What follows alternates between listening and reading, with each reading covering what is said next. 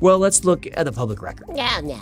Malachi's vision. The earliest version of that story appeared in 1871, not 1139. The origin story of the prophecy is younger than the telegram. I don't like this scene.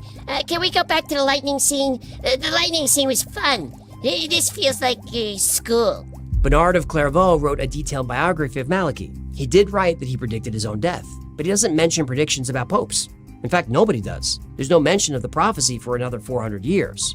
When Vian published the list in 1595, he didn't claim it was found in the Vatican archive. He never said where it came from, just that people wanted to see it.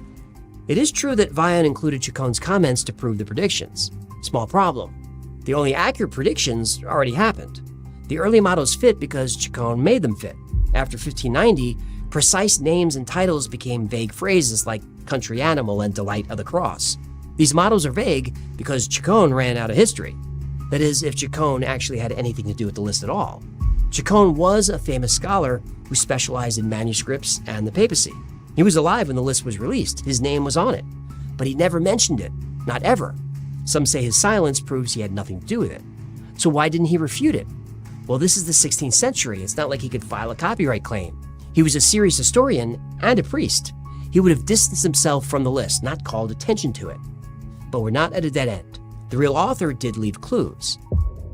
In 1557, the church historian Onofrio van Pino published a history of every pope.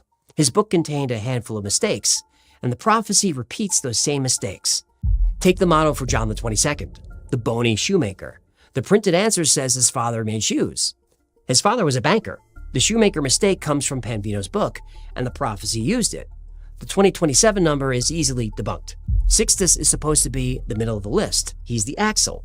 But he's number 73. That's nowhere near the middle. So even if you believe that Sixtus is the axle, we have 20 or more popes to go. That could mean over 100 years. As for the lion, there's been 13 popes named Leo before this one. Put a lion on a list of 100 mottos, and sooner or later, you'll get a lion. Popes usually choose their second name in honor of their favorite saint or to honor someone in the Bible they admire. That's a limited selection of names. But one name they never choose is Peter. It would be an insult to take the name of the first pope who was chosen by Jesus himself. Remember the famous line from Matthew 16, "And I tell you that you are Peter, and on this rock I will build my church, and the gates of Hades will not prevail against it." No pope would elevate himself to Peter. It's just not done. So don't hold your breath for a Peter the Roman. There are some eerie coincidences, though. John the 23rd really was the Patriarch of Venice. Paul VI really did have fleur-de-lis on his crest. My favorite are the eclipses. They really did happen on the dates of John Paul II's birth and funeral. But there's an eclipse somewhere on the Earth every 18 months.